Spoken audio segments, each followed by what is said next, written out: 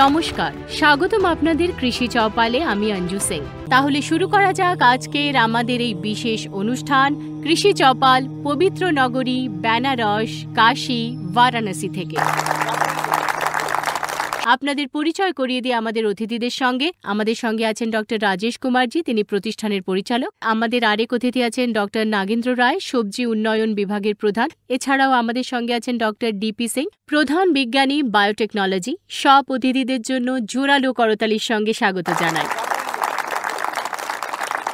দেখুন, একটি নতুন বিপ্লবের সূচনা হয়েছে, যেটিকে আমরা যদি পুষ্টি বিপ্লব বলি তবে হয়তো ভুল হবে না। তাহলে আসুন আমি আপনার থেকে এটি জানতে চাই যে যেভাবে আমরা বারবার বলছি পুষ্টি নিরাপত্তা এখন একটি নতুন চ্যালেঞ্জ। আমি তো এটাও বলবো এটি আমাদের দেশের জন্য একটি বড় সুযোগও বটে, কারণ আমরা সবজি উৎপাদনের ক্ষেত্রে, ফল উৎপাদনের ক্ষেত্রে যথেষ্ট ভালো সাফল্য অর্জন করেছি। তাই আমি জানতে চাই যে কৃষকদের অবদান কিভাবে আরও বাড়ানো যায়, তাদের এই কর্মকাণ্ডের সঙ্গে আরও ঘনিষ্ঠভাবে যুক্ত করতে প্রতিষ্ঠান কি কি পদক্ষেপ গ্রহণ করছে। দেখুন, সবজি উৎপাদনে ভারত আজ বিশ্বের দ্বিতীয় স্থানে রয়েছে এবং বর্তমানে আমরা 207 মিলিয়ন টনেরও বেশি সবজি উৎপাদন করছি। আর এই উৎপাদন হচ্ছে প্রায় 11.27 মিলিয়ন হেক্টর জমি থেকে, যেখানে আমাদের গড় উৎপাদনশীলতা প্রায় 18-18.5 টন প্রতি হেক্টর। এই প্রতিষ্ঠানের সূচনা হয়েছিল 1992 সালে সবজি প্রকল্প অধিদপ্তর হিসেবে।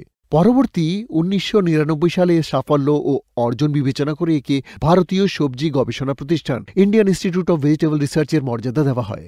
আমাদের প্রতিষ্ঠানের কার্যক্রম পরিচালিত হয় 3টি বিভাগ। আমাদের 3টি বিভাগের মধ্যে প্রথমটি হল সবজি উন্নয়ন বিভাগ, যা নতুন নতুন জাত উদ্ভাবন করে, যেগুলির ফলন বেশি হয়, জলবায়ু সহনশীল হয়, একাধিক রোগ প্রতিরোধী হয়, রপ্তানিযোগ্য হয় এবং পুষ্টিগুণেও সমৃদ্ধ হয়।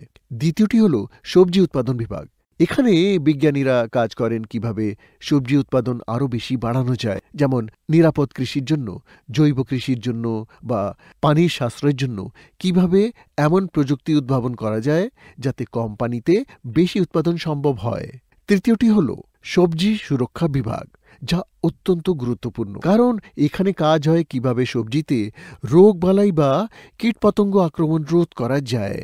এই কারণে আমরা আজকাল বায়োপেস্টিসাইডস বা জীব কীটনাশকের উপর বিশেষ জোর দিচ্ছি।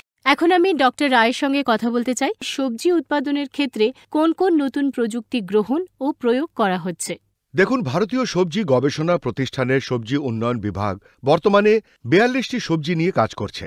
আর আমি আপনাদের জানাতে চাই, ভারতে মোট 70 ধরনের সবজি চাষ হয়, যার মধ্যে আমরা প্রায় 60% সবজি নিয়ে গবেষণা করছি। এর মধ্যে আমাদের 20টি প্রধান সবজি রয়েছে, যেমন টমেটো, বেগুন, মরিচ, ফুলকপি, বরবটি, তরমুজ, খরবুজ ইত্যাদি। একইভাবে আমরা 22টি অপ্রচলিত সবজি নিয়েও গবেষণা করছি, যেমন আমাদের কলমি শাক, পুঁই, বাথুয়া, সোট বিন, উইংড বিন, সয়াবিন ইত্যাদি। ভারতীয় সবজি গবেষণা প্রতিষ্ঠান ইতিমধ্যেই 34 বছর পূর্ণ করেছে। এই 34 বছরের আমাদের এই বিভাগ 134টি হাইব্রিড জাত উদ্ভাবন করেছে। এর মধ্যে প্রায় 40% জাত ইতিমধ্যেই কৃষকদের কাছে পৌঁছে গেছে এবং তাদের মধ্যে কিছু জাত অত্যন্ত জনপ্রিয় হয়েছে, যেমন টমেটোর জাত কাশী অমন, বেগুনের হাইব্রিড কাশী সন্দেশ, মরিচের জাত কাশী কোমল, কাশী অনমোল, কাশী রত্না, বরবটির জাত কাশী কাঞ্চন, কাশী নিধি, ঢ্যাঁড়সের জাত কাশী শ্বশুর, কাশী পরাক্রম, ঝিঙার জাত কাশী শ্রেয়, কাশী জ্যোতি। এইভাবেই আমাদের বহু জাত কৃষকদের কাছে পৌঁছেছে এবং তারা ব্যাপকভাবে চাষ করছেন। স্যার, আমি জানতে চাই ডক্টর সিং এর কাছে বায়োটেকনোলজি কিভাবে এই জাতগুলোকে আরও দৃঢ় বা মজবুত করে তোলা হচ্ছে। বায়োটেকনোলজি, যেমন আপনারা সবাই জানেন, আমাদের কৃষক ভাইয়েরাও জানেন, একটি এমন ক্ষেত্র যা আজকাল দ্রুত অগ্রসর হচ্ছে। আমরা একে জৈব প্রযুক্তি নামেও চিনি। এখন যদি জলবায়ু পরিবর্তনের এই সময়টাতে দেখি, অনেক সমস্যার সম্মুখীন হচ্ছি। রোগগুলো এখন আরও আক্রমণাত্মক হয়ে উঠেছে। তাই এই রোগের প্রকোপ কমানোর জন্য এমন রোগ প্রতিরোধী জাত তৈরি করার প্রয়োজন যাতে কৃষকদের খরচও কম হয়, বিশেষ করে রাসায়নিক ওষুধে যে বিপুল খরচ হয় তা থেকে তারা বাঁচতে পারেন। একই সঙ্গে এইসব ওষুধের কারণে যে পরিবেশ দূষণ হচ্ছে তা থেকেও রেহাই পাওয়া যাবে আর কৃষকদের লাভও বাড়বে। আমরা বিশেষভাবে টমেটো, মরিচ, ঢ্যাঁড়স ইত্যাদির ফসলের এমন জাত তৈরি করছি যা ভাইরাস মুক্ত থাকে। এর পাশাপাশি ব্যাকটেরিয়া ও ছত্রাক থেকে যে রোগ হয় সেগুলোর প্রতিরোধের জন্য আমরা কাজ করছি। জলবায়ু পরিবর্তনের আরেকটি বড় সমস্যা হলো হঠাৎ করেই তাপমাত্রা বেড়ে যাচ্ছে বা অনেক সময় কমে যাচ্ছে। এর মোকাবিলার জন্য আমরা তাপ সহিষ্ণু ফসল তৈরি করছি, যেমন টমেটোর তাপ সহিষ্ণু জাত কাশী তপস আর কাশী অদ্ভুত, এগুলো আমরা উন্নয়ন করি। এছাড়াও আপনি যে পুষ্টিকর সুরক্ষার কথা বললেন, সেখানে একটি বড় বিষয় সামনে আসে, বায়ো ফর্টিফিকেশন, অর্থাৎ এমন জাত তৈরি করা যাতে কিছু নির্দিষ্ট খনিজ পদার্থ যোগ করা হয় যা মানুষের রোগ প্রতিরোধ ক্ষমতা বাড়াতে সাহায্য করে। আমরা সেসব ফসলের উন্নয়নেও কাজ করছি, যেমন গাজরে বিটা ক্যারোটিন থাকে যা একটি অ্যান্টিঅক্সিডেন্ট হিসেবে কাজ করে। আমরা এমন গাজরের জাত তৈরি করছি। একইভাবে লাইকোপিনো একটি অ্যান্টিঅক্সিডেন্ট যা টমেটোতে প্রচুর পাওয়া যায়। আমরা বর্তমানে এমন লাইপোকোপিন সমৃদ্ধ জাতগুলোর উন্নয়নের চেষ্টায় রয়েছি। আমাদের বিভাগ এইসব ক্ষেত্রেই অবিরতভাবে কাজ করছে, তাতে সবাই লাভবান হবেন। যদি আমরা প্রযুক্তি উদ্ভাবন আর বায়োটেকনোলজির কথা বলি, আইপিএম এর কথা বলি, সেগুলো কি সত্যিই কৃষকদের কাছে পৌঁছাচ্ছে? এর ক্ষেত্রে কোথায় চ্যালেঞ্জ আসছে? আপনার কি মনে হয় যে স্বপ্নটা আমাদের ল্যাব টু ল্যান্ড, যেটা প্রধানমন্ত্রীও বলেন, সেখানে এখনো একটা গ্যাপ আছে? মূলত যদি এই ব্যবধান বা ঘাটতির দিকে তাকাই, তাহলে দেখা যায় আমরা গবেষণা করি ঠিকই, কিন্তু পর্যাপ্ত তথ্যের অভাবে সেই প্রযুক্তি ও জাতগুলো কৃষকদের কাছে পুরোপুরি পৌঁছতে পারে না। এই সমস্যার সমাধানের জন্য আমাদের মাননীয় কৃষিমন্ত্রী সম্প্রতি কৃষি সংকল্প অভিযান শুরু করেছিলেন, যার মাধ্যমে আমরা বারাণসী ও আশেপাশের জেলায় প্রায় 60,000-এরও বেশি কৃষকের সাথে সরাসরি সংলাপ করেছি। ফলে বহু কৃষক সচেতন হয়েছেন এবং ফোনে, সামাজিক মাধ্যমে ও সরাসরি এসে প্রযুক্তিগত তথ্য জাত সম্পর্কে জেনে নিচ্ছেন। আমরা তাদের প্রশিক্ষণও দিয়ে থাকি। আমি একটি সহজ উদাহরণ দিই। যদি কৃষক সমতল জমিতে লাগান আর উঁচু মেড়িতে লাগান, তাহলে বিশাল পার্থক্য হয়। উঁচু মেড়িতে চাষ করলে পানির সাশ্রয় হয়, আগাছা কম হয়, ফলন বেশি হয় আর গাছও সুস্থ থাকে। এই ধরনের সব প্রযুক্তিগত তথ্য আমরা তাদের দিয়ে থাকি। আমরা আরেকটি বড় চ্যালেঞ্জ দেখছি, তা হলো জলবায়ু পরিবর্তন। এই অবস্থায় সবজি চাষ আমাদের কৃষকদের জন্য কতটা লাভজনক হতে পারে? কারণ যদি আগামী 15 বছরের কথা ভাবি, তখনও যাতে পুষ্টি বজায় থাকে, তার জন্য নতুন জাত উদ্ভাবনে কিভাবে কাজ করা হচ্ছে? জলবায়ু পরিবর্তন হচ্ছে, এর প্রভাব সবজি উৎপাদনের উপর বেশ গভীরভাবে পড়ছে।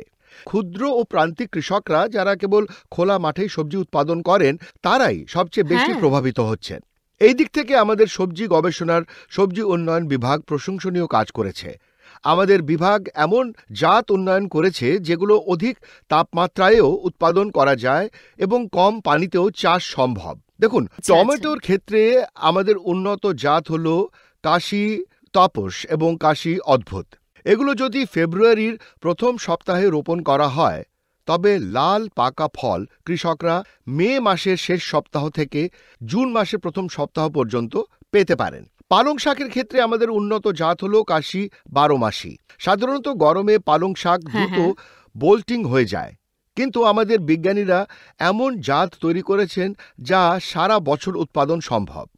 মূলার জন্য আমরা উন্নত জাত কাশী আর্দ্রা তৈরি করেছি, যেটি সারা বছর চাষ করা যায়। কলমি শাকের ক্ষেত্রেও আমাদের একটি নতুন জাত হলো কাশী মনু, যেটি 50 ডিগ্রি সেলসিয়াস তাপমাত্রাতেও সফলভাবে চাষ করা যায়। এইভাবে আমাদের কৃষক ভাইয়েরা জলবায়ু পরিবর্তনের মাঝেও সফলভাবে সবজি উৎপাদন করতে পারছেন।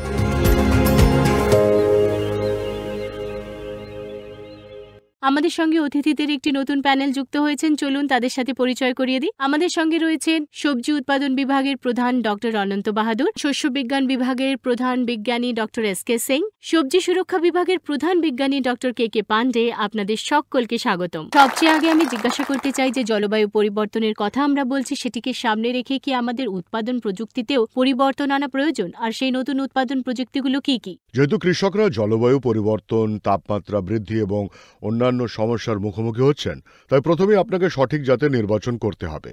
উদাহরণস্বরূপ, এখন গ্রীষ্মকালেও টমেটো পাওয়া সম্ভব। দ্বিতীয়ত, আমরা ফারো ইরিগেটেড রেইজড বেড নামের একটি প্রযুক্তি উদ্ভাবন করেছি, যেখানে আপনি চওড়া কেয়ারিতে সবজি চাষ করবেন। কেয়ারির দুপাশে গাছ লাগানো হয় এবং কেবল নালিতে পানি দেওয়া হয়। আমরা লক্ষ্য করেছি, যেহেতু পানির ঘাটতি বাড়ছে, তাই চওড়া কেয়ারিতে সবজি চাষ করলে এবং নালির মাধ্যমে সেচ দিলে পানি বাঁচানো যায়। শুধু এই পদ্ধতিতে প্রায় 36% পর্যন্ত পানি সাশ্রয় হয়। আর যদি আপনি মালচ ব্যবহার করেন তবে আপনার উৎপাদনও আরও বাড়বে এবং পানি সাশ্রয় 50 থেকে 55% পর্যন্ত হতে পারে। তৃতীয়ত, আমরা গ্রাফটিং আচ্ছা, আচ্ছা। প্রযুক্তি দিয়ে এসব সমস্যার সমাধানের চেষ্টা করছি। আমরা প্রথমে টমেটো দিয়ে শুরু করি, কারণ টমেটো 24 ঘন্টাও জলাবদ্ধতা সহ্য করতে পারে না। আমরা বেগুনের শিকড়ে টমেটো গ্রাফটিং করেছি এবং দেখেছি যদি টানা 4 দিন পানি জমে থাকে তবুও গাছে এর কোনো প্রভাব পড়ে না। একইভাবে যখন আমরা বেগুনের শিকড়ে টমেটো গ্রাফটিং করি তখন পানি 50 দিন পর্যন্ত সেচ ছাড়াই রাখতে পারবেন এবং তবুও ফলনের কোনো ক্ষতি হবে না। বর্তমানে আমরা এমন আরও রুট স্টক খুঁজছি যা ক্ষারীয় বা লবণাক্ত মাটি, খরা বা হ্যাঁ। জলাবদ্ধতা সহ্য করতে পারে। সম্প্রতি আমরা পোম্যাটো এবং ব্রিম্যাটো প্রযুক্তি শুরু করেছি যা জলবায়ু পরিবর্তনের জন্য খুবই কার্যকর। পোম্যাটোতে নিচে আলু হয় আর ওপরে টমেটো। আপনারা নিশ্চয়ই দেখেছেন জানুয়ারি মাসে ব্লাইট রোগ আসে এবং আলুর ফসল নষ্ট করে দেয়, কিন্তু যদি আলুর ওপরে হ্যাঁ। টমেটো থাকে তবে রোগের প্রভাব অনেকটাই কম হয়।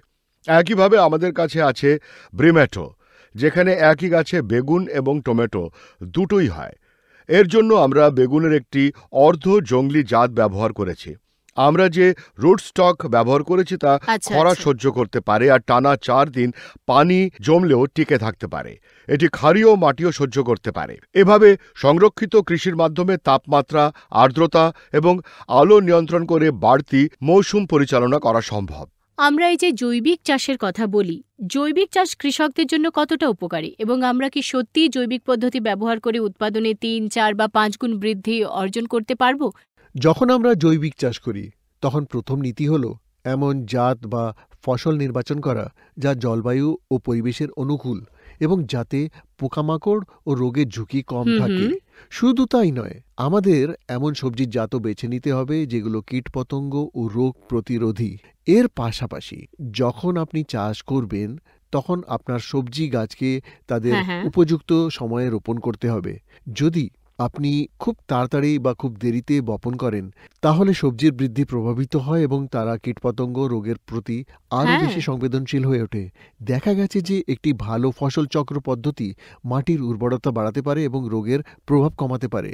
সব সবজির জন্য এবং সব পরিস্থিতিতে জৈবিক চাষ সম্ভব নয়। গবেষণায় দেখা গেছে যে অনেক আচ্ছা, সবজি আচ্ছা। জৈবিক চাষের জন্য অত্যন্ত উপযোগী এবং ভালো ফলন দেয়। যেমন রবি মৌসুমে আমাদের কাছে ব্রোকলি, ফুলকপি, বাঁধাকপি এবং মূলা ও গাজরের হুম, মতো হুম। মূল জাতীয় সবজি থাকে। পাতাবাহার সবজির মধ্যে পালং শাক, মেথি ও কাসুরি মেথি রয়েছে। জায়েদ মৌসুমে কুমড়া, লাউ এবং লোবিয়া ভালো ফলন দেয়। একইভাবে খরিফ মৌসুমে ঢেঁড়স, লাউ, লোবিয়া এবং চোলাইয়ের মতো পাতাবাহার সবজি ভালো ফলন দেয়। আর যদি আমাদের এর পুষ্টি উপাদানগুলির আচ্ছা, ব্যবস্থাপনা করতে হয় তাহলে আমাদের সব জৈবিক উপাদান এবং জৈবিক সারগুলির মিশ্রণ প্রয়োগ করতে হবে।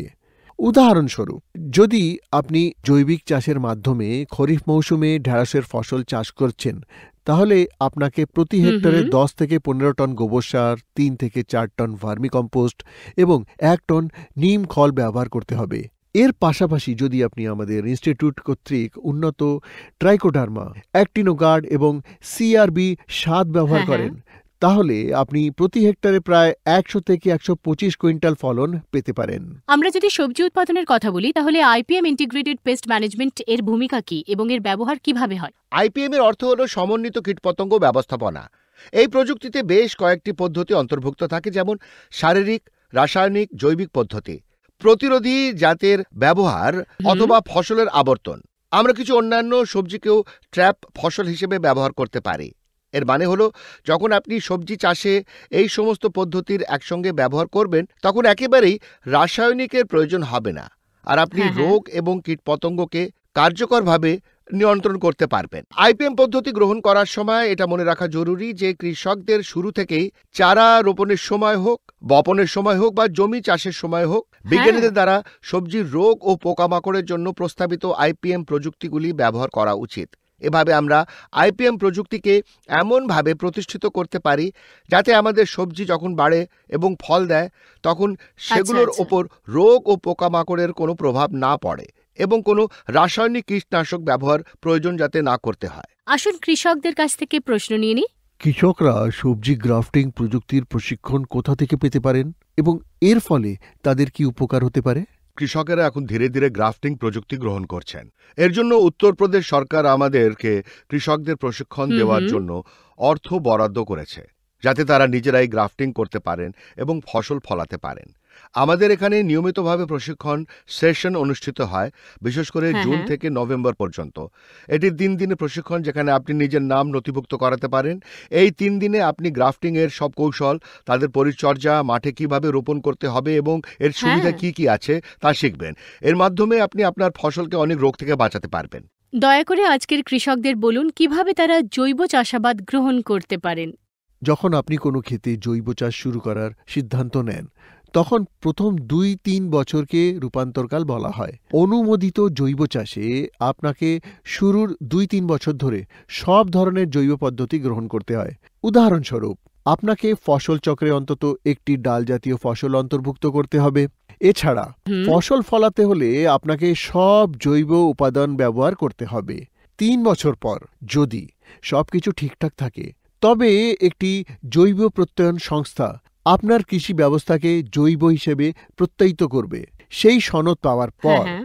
আপনি আপনার ফসল ইন্ডিয়া অর্গানিক লোগো সহ বাজারে বিক্রি করতে পারবেন। আমরা এটাও জানি যে ফসলের জন্য মাটি কতটা গুরুত্বপূর্ণ। এটি আমাদের প্রতিটি ফসলের পুষ্টির ইঞ্জিন। কিন্তু পুষ্টির পাশাপাশি অনেক রোগও মাটি থেকে ছড়ায়।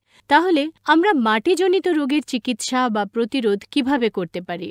যেমনটি সর্বজনবিদিত, মাটিতে উপকারী এবং ক্ষতিকর উভয় প্রকারের ছত্রাক ও ব্যাকটেরিয়া থাকে, যেমন ডাম্পিং অফ উইল্ট, শিকড় পচা, কাণ্ড পচা, ফল পচা, দেরিতে ঝলসানো রোগ কিংবা ব্যাকটেরিয়া জনিত রোগ। বিশেষত নার্সারিতে ব্যাকটেরিয়াল ব্লাইট সবই মাটি থেকে আসে, আর আচ্ছা, আচ্ছা। তাদের ছত্রাক ও ব্যাকটেরিয়া মাটিতেই বাস করে। তবে এটাও প্রকৃতির একটি উপহার যে কিছু উপকারী ছত্রাক ও ব্যাকটেরিয়াও মাটিতে থাকে। আমরা এগুলোকে পরীক্ষাগারে আলাদা করি, বৃদ্ধি করি এবং বড় পরিসরে কৃষকদের কাছে পৌঁছে দিই। এর মধ্যে সারা বিশ্বে সবচেয়ে বেশি ব্যবহৃত উপকারী হল ট্রাইকোডার্মা। এর বিভিন্ন প্রজাতি আছে, যেমন হুম। হরাইজেনাম এবং ভ্যারাইট। এইসব ট্রাইকোডার্মা প্রজাতি মূলত মাটিতেই বাস করে। এগুলো মাটির পচা পদার্থ খায়, তাই এর সুবিধা হলো যদি আপনি সবজিতে ব্যবহার করেন, তবে রোগ নার্সারিতে হ্যাঁ, হ্যাঁ। হোক কিংবা চারা রোপণের পর মূল ফসলে, সব রোগের চিকিৎসা এটি মাটিতে মিশিয়ে বা বীজে শোধনের মাধ্যমে করা যায়। মাটিতে ব্যবহারের জন্য রোপণ বা বপনের কয়েকদিন হ্যাঁ। আগে এটি মাটিতে মেশাতে হবে। বীজ শোধনের জন্য বপন বা রোপণের সময় ব্যবহার করতে হবে। তবে বীজ শোধনের সময় খেয়াল রাখতে হবে বাজারে পাওয়া লাল বা সবুজ রঙের প্রি-ট্রিট করা বীজ বা রাসায়নিক কীটনাশক দিয়ে শোধিত বীজ যেন ব্যবহার করবেন না। আচ্ছা, আচ্ছা। মাটিতে ট্রাইকোডার্মা দেওয়ার সময় আরেকটি সতর্কতা হলো, মাটিতে জৈব পদার্থের পরিমাণ বেশি থাকা উচিত, তা হোক পচনশীল জৈব পদার্থের আকারে, সান হ্যাম্প বা ধানচা জাতীয় সবুজ সার হুম, হুম। ফসলের আকারে বা অন্য যে কোনো আকারে, যাতে এটি মাটিতে আরও কার্যকরভাবে বৃদ্ধি পেতে পারে। ট্রাইকোডার্মা ছাড়াও আমাদের কাছে জৈব নিয়ন্ত্রণে ব্যবহৃত আরও কিছু জৈব প্রতিপক্ষ আছে, যেমন আমাদের কাছে বার্সিলাস সাবটিলিস আছে, যার কীট নিয়ন্ত্রণের জন্য হ্যাঁ, হ্যাঁ। প্যাসিলোমাইসিস আছে, বেউভেরিয়া আছে, লেকানিসিলিয়াম আছে এবং মেথ্রেজিয়াম আছে। এরাও মাটিতে থাকে এবং আমরা এগুলো আলাদা করে চুষে খাওয়া পোকামাকড়ের বিরুদ্ধে ব্যবহার করতে পারি। মাটিতে নেমাটোডও একটি বড় হ্যাঁ। সমস্যা, যা গাঁট তৈরি করে। আপনি ভেন্ডি চাষ করুন বা কুমড়ো, এর মোকাবেলায় ট্রাইকোডার্মার কিছু প্রজাতি আমাদের CRB7 ব্যাসিলাস প্রজাতি, প্যাসিলোমাইস এবং আর্থোবাইট্রাইস এর ব্যবহার করা যেতে পারে। যদি আপনি মাটিতে আচ্ছা, এসব আচ্ছা। বায়ো এজেন্ট ব্যবহার করেন, তবে সহজেই নেমাটোড নিয়ন্ত্রণ করতে পারবেন আপনি। এই সমস্ত নির্দেশগুলি মেনে চললে কৃষক ভাইয়েরা খুব ভালো ফসল পেতে পারবেন। ঠিক আছে স্যার, চলুন কৃষকদের থেকে প্রশ্ন নিই। আমার প্রশ্ন হলো স্যার, আজকাল সরকার প্রাকৃতিক চাষবাদের উপর জোর দিচ্ছে, আর আমরা সবজির সঙ্গে প্রাকৃতিক চাষ কিভাবে করতে পারি আর এর সম্ভাবনা কি? সবজিতে এখন এই সম্ভাবনা এই যে যদি আমরা রবি মৌসুমে পালং শাক ও মেথির সঙ্গে হুম, হুম। মূলা ও মটরও চাষ করি, তাহলে কৃষকেরা লাভবান হতে পারেন। এগুলোকে আপনি একই ক্ষেতে ছোট ছোট আকারের বেডে লাগাতে পারেন। এর পাশাপাশি সবজির জন্য মালচিং খুব উপকারী এবং এর ফলাফলও দেখা যায়। তাই আমরা হ্যাঁ, প্রাকৃতিক চাষবাস গ্রহণ করতে পারি। যদিও প্রাকৃতিক চাষ আমাদের ঐতিহ্যবাহী কৃষি পদ্ধতি, তবে সরকার এটিকে উৎসাহ দেওয়ার জন্য অনেক প্রকল্প শুরু করেছে। এই প্রকল্পগুলো ব্যবহার করে আমাদের কৃষক ভাইয়েরা প্রাকৃতিক চাষকে এগিয়ে নিয়ে যেতে পারেন। আরেকটি ভালো দিক হলো এতে কোনো রাসায়নিকের ব্যবহার হয় না, ফলে আপনার ফল ও সবজি রাসায়নিক মুক্ত থাকে এবং আপনার স্বাস্থ্যের উপর কোনো বিরূপ প্রভাব পড়ে না। আচ্ছা, একই আচ্ছা। সঙ্গে মাটির গুণমান অনেক উন্নত হয়, অণুজীবের সংখ্যাও বাড়ে, আর এই উপকারী অণুজীব ভবিষ্যতে আপনার ফসলের জন্য হ্যাঁ, সহায়ক হ্যাঁ। প্রমাণিত হবে।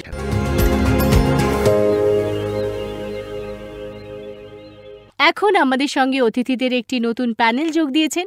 আমরা আলোচনা করব প্রক্রিয়াজাতকরণ কতটা গুরুত্বপূর্ণ, কৃষকেরা কিভাবে তা গ্রহণ করতে পারেন এবং কিভাবে মূল্য সংযোজন করা যেতে পারে। আসুন অতিথিদের সঙ্গে পরিচয় করিয়ে দিয়ে। আমাদের সঙ্গে রয়েছেন ডক্টর নীরজ সিং, প্রধান বিজ্ঞানী সবজি সম্প্রসারণ, ডক্টর রাকেশ কুমার দুবে, প্রধান বিজ্ঞানী সবজি উন্নয়ন, ডক্টর স্বাতি শর্মা, সিনিয়র বিজ্ঞানী ফসল কাটার পরবর্তী ব্যবস্থাপনা। আপনাদের সকলকে আন্তরিক স্বাগত জানাই। প্রথমেই ডক্টর সিং, আমি আপনার কাছে জানতে চাইব সরকার কিভাবে আমাদের কৃষকদের সবজি চাষ গ্রহণে উৎসাহিত করছে এবং যেসব উদ্ভাবন নিয়ে আমরা আলোচনা করছি, যেমন আইপিএম ও জৈব চাষাবাদ, সেগুলি গ্রহণে তাদের আগ্রহ দেখানোর জন্য কি কি প্রচেষ্টা করা হচ্ছে। আমাদের প্রতিষ্ঠান বর্তমানে যে কয়েকটি প্রধান প্রকল্প চালাচ্ছে তার মধ্যে ফার্মার ফার্স্ট অন্তর্ভুক্ত। এই প্রকল্পটি গত 1 দশক ধরে বারাণসী ও মির্জাপুরের বিভিন্ন গ্রামে চলেছে। এই প্রকল্পের বিশেষত্ব হল এটি কৃষকদের অংশগ্রহণ ও তাদের উদ্ভাবনের উপর গুরুত্ব দেয়। এটি তাদের জন্য উপলব্ধ সম্পদের দিকেও নজর দেয় এবং আমাদের প্রতিষ্ঠানের দ্বারা উন্নত সব প্রযুক্তি কৃষকদের কাছে পৌঁছে দেয়। দেখা গেছে যে বিভিন্ন ফসলের ফলনে 15 থেকে 30% পর্যন্ত বৃদ্ধি হয়েছে। এছাড়াও আমাদের কাছে তপশিলি জাতি ও তপশিলি উপজাতি সম্প্রদায়ের জন্য কয়েকটি গুরুত্বপূর্ণ হ্যাঁ। কর্মসূচিও রয়েছে। তপশিলি জাতির জন্য সরকারের এই কর্মসূচি সারা দেশে চালাচ্ছে, তবে আমাদের প্রতিষ্ঠান এটি 3টি রাজ্যে উত্তরপ্রদেশ, বিহার ও পশ্চিমবঙ্গে চালাচ্ছে। এই প্রধান কর্মসূচিতে আমরা তপশিলি জাতি সম্প্রদায়ের কৃষক বন্ধুদের আচ্ছা। নতুন প্রযুক্তি প্রদর্শনী ও প্রশিক্ষণ প্রদান করে। আমরা দক্ষতা উন্নয়নের দিকেও জোর দিই যাতে তারা এই প্রযুক্তিগুলি গ্রহণ করতে পারে। আমরা তাদের শেখাই কিভাবে কম খরচে চাষ করে সর্বাধিক লাভ করা যায়।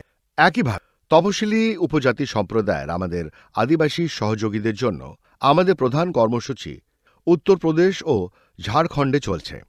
আমরা প্রায় 40টি গ্রামে প্রশিক্ষণ ও দক্ষতা উন্নয়নের ব্যবস্থা করে কাজ করছি। আমি বলতে চাইছি যে আমরা বিভিন্ন প্রযুক্তির প্রদর্শনও করছি। এর ফলে কৃষকরা অনেক উপকৃত এবং অনেক ভালো সুফল পাচ্ছেন তারা। আমাদের কাছে উত্তর পূর্ব পার্বত্য অঞ্চলের জন্য একটি কর্মসূচি রয়েছে, যেখানে ক্ষেত্র ও পরিবেশ অত্যন্ত স্বতন্ত্র। তাই আমাদের চেষ্টা হচ্ছে যে সমস্ত ভাইদের আমরা প্রশিক্ষণ দিচ্ছি তারা যেন যথাযথভাবে সেগুলো ব্যবহার করে এবং এমন পরিস্থিতিতে সেখানে উৎপাদনশীলতা অনেক বেশি কম হয়। রাকেশজি, আমার পরের প্রশ্নটা আপনার জন্য। উত্তর পূর্বের রাজ্যগুলো সৌভাগ্যবান। আমি বলবো সেখানে প্রাকৃতিক ও জৈব চাষই হয়। বলা হয় এই অঞ্চলে সবজি উৎপাদনের অপরিসীম সম্ভাবনা আছে। তো একে কোন দৃষ্টিভঙ্গি থেকে দেখা হচ্ছে? আমাদের প্রতিষ্ঠান কি সত্যি এই দিকটিতে কাজ করছে এবং সেখানে কি কি সম্ভাবনা রয়েছে? উত্তর পূর্বের রাজ্যগুলো, যদি আমরা অসমকেও ধরি, তাহলে তারা 7 বোন মিলে মোট 8টি রাজ্যের একটি গোষ্ঠী গঠন করে। আর একই অর্থে আপনি বলতে পারেন এটা উদ্যান পালন, বিশেষ করে উদ্যান ফসলের জন্য এক ধরনের ভাণ্ডার। যদি আমরা হ্যাঁ, সিকিমকে দেখি, তবে সেটি সরকারিভাবে জৈবিক রাজ্য হিসেবে ঘোষিত হয়েছে। আর যদি আমরা তাদের সার ও কীটনাশকের ব্যবহারকে জাতীয় গড়ের সাথে তুলনা করি, তবে ওই হ্যাঁ। রাজ্যগুলো অবশ্যই অনেক কম পরিমাণে কীটনাশক ব্যবহার করে। তবে সেখানে আমি যে সবচেয়ে বড় চ্যালেঞ্জ দেখেছি তা হলো যে উচ্চমানের বীজের অভাব। হ্যাঁ, উচ্চমানের সবজি বীজের অনুপলব্ধতার কারণে সেই রাজ্যগুলোতে উৎপাদনশীলতা খুবই কম। যেখানে আমাদের জাতীয় গড় 18.5 টন প্রতি হেক্টর, সেখানে এই উত্তর পূর্ব রাজ্যগুলোতে ফলন মাত্র 5 থেকে 6 বা সর্বোচ্চ 8 টন প্রতি হেক্টর। এর প্রধান কারণ হলো কৃষকেরা বারবার নিজেদের উৎপাদিত বীজই ব্যবহার করেন। তাই এই বিষয়ে ভারতীয় সবজি গবেষণা প্রতিষ্ঠান একটি অসাধারণ উদ্যোগ নিয়েছে। গত 5-6 বছর ধরে আমরা তাদের নিয়মিত প্রশিক্ষণ এবং সামনের সারির প্রদর্শনী দিয়ে আসছি। আমরা কেন্দ্রীয় কৃষি বিশ্ববিদ্যালয়, বিভিন্ন আইসিআর কেন্দ্র, এটিএমএ কেন্দ্র, কৃষি বিজ্ঞান কেন্দ্র এবং এফপিওর মতো স্থানীয় সংগঠনের সাথে যুক্ত হচ্ছি। ভালো দিক হলো এর মাধ্যমে আমরা আমাদের বৈজ্ঞানিক জ্ঞান তাদের স্থানীয় ভাষায় পৌঁছে দিচ্ছি। এতে তারা হ্যাঁ, অবশ্যই হ্যাঁ। লাভবান হবেন। আমি ডক্টর স্বাতির কাছে আসতে চাই। দেখুন, যখন আমরা উৎপাদনের কথা বলি তখন এতে কোনো সন্দেহ নেই যে আমাদের কৃষকেরা বেশি উৎপাদন ও উৎপাদনশীলতা বাড়াতে জানেন। কিন্তু আরেকটি দিক আছে যেখানে আমরা হয়তো যথেষ্ট কাজ করছি না, আর সেটা হলো ফসল কাটার পর ব্যবস্থাপনা। ফসল কাটার পর অপচয় অনেক বেশি হয়। আমার মনে হয় এই অপচয় প্রায় 20 থেকে 25% হয়। তাহলে একে কিভাবে রোধ করা যেতে পারে? আজ শুধু ভারতেই নয়, বরং সারা বিশ্বেই ফসল কাটার পরের ক্ষতি, বিশেষ করে ফল ও সবজিতে, একটি গুরুতর উদ্বেগের বিষয় হয়ে উঠেছে। জাতিসংঘের টেকসই উন্নয়ন লক্ষ্য হল 2030 সালের মধ্যে এই ফসল কাটার পরের ক্ষতিকে অন্তত 50% পর্যন্ত কমিয়ে আনা। দেখুন, আপনি বললেন উৎপাদন বাড়ছে। এটা সত্যি, কিন্তু আমরা যা উৎপাদন করি তা বাঁচিয়ে রাখতে পারি না। কৃষকের পরিশ্রম নষ্ট হয়ে যায়। এর একটি কারণ হলো যখন ফল ও সবজি গাছ বা গাছপালা থেকে আলাদা হয়ে যায় তখনও তারা জীবিত থাকে, আর তারা খুব দ্রুত নষ্ট হয়ে যায়, কারণ তারা দ্রুত আর্দ্রতা হারায়। তাদের গঠন নরম হয় এবং কম কঠোর হওয়ার কারণে রোগ প্রতিরোধ ক্ষমতাও কমে যায়। এর ফলে তারা রোগের প্রতি আরও সংবেদনশীল হয়ে ওঠে। এর পাশাপাশি পরিবহনের সময় চাপ থেকে সৃষ্ট ক্ষতি, যাকে আমরা সংকোচনজনিত আঘাত বা অন্যান্য প্রকারের আঘাত বলি, সেটিও বেড়ে যায়। এই সব কারণে বিভিন্ন বৈশ্বিক পরিসংখ্যান দেখায় যে বিভিন্ন ফল ও সবজিতে 5 থেকে 25% বা এমনকি 30% পর্যন্ত ক্ষতি হতে পারে। ডক্টর রাকেশ, আমার পরের প্রশ্ন আপনার জন্য। কম ব্যবহৃত শাকসবজি কি এবং সেগুলোর কি কি উপকারিতা রয়েছে?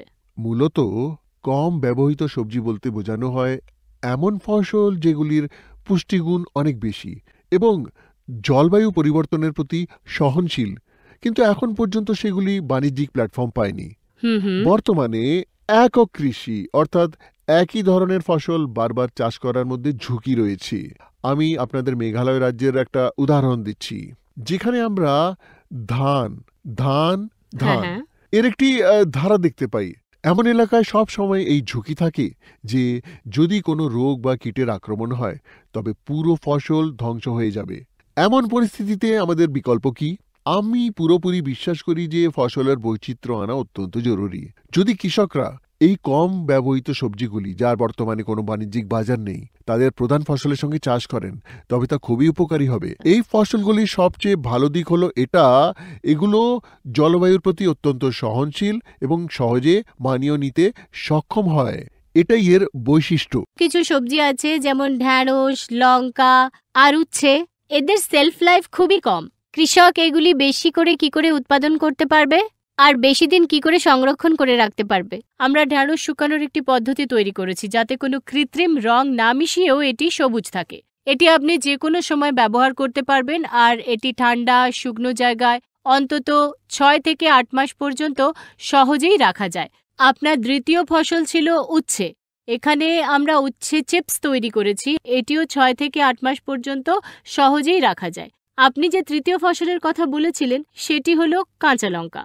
কাঁচা লঙ্কা খুব অল্প সময় পর্যন্ত টেকে। এগুলো ঠান্ডা ঘরেও রাখা কঠিন হয়, কারণ 5 থেকে 7 ডিগ্রি সেলসিয়াসে ঠিক থাকে, কিন্তু তার নিচে নামলেই পচে যায়। ওই তাপমাত্রায়ও অনেক জাতেই ঠান্ডা লাগার প্রভাব দেখা যায়। তাই আমাদের ভারতীয় সবজি গবেষণা প্রতিষ্ঠান একটি কাঁচা লঙ্কার গুঁড়ো তৈরি করেছে, যা তার ঝাল ভাব ও সবুজ রং অক্ষুণ্ণ রাখে। এগুলোই 3টি সহজ পদ্ধতি যার মাধ্যমে আমরা এসব পণ্য দীর্ঘ সময় ধরে সংরক্ষণ করতে পারি। সমস্ত অতিথিদের অনেক ধন্যবাদ। আপনারা আমাদের অনুষ্ঠানে যোগ দিলেন এবং কৃষকদের সঙ্গে সরাসরি কথা বললেন, তাদের প্রশ্নের উত্তর দিলেন এবং পুরো বিষয়টিকে খুব সহজ ও বোধগম্যভাবে তাদের কাছে পৌঁছে দিলেন। নমস্কার।